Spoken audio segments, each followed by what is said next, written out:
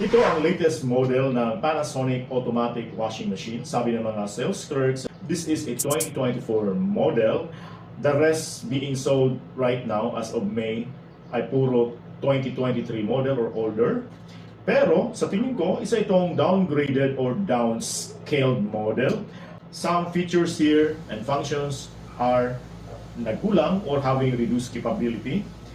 Tulad lang ng lid or cover nito, pag bitiwan mo sa ere, babagsak siya. Unlike the previous models na pag i-open mo at saka i-close, pag bitawan mo, unti-unti siyang matutos kasi ito ay hydraulic system. Ang mga buttons dito ay merong mga electromechanical switches unlike the inductive switches na previous models. Sinadya ba ito ng Panasonic na ganito siya kahit latest model? Abangan ang aking review nito in the coming days.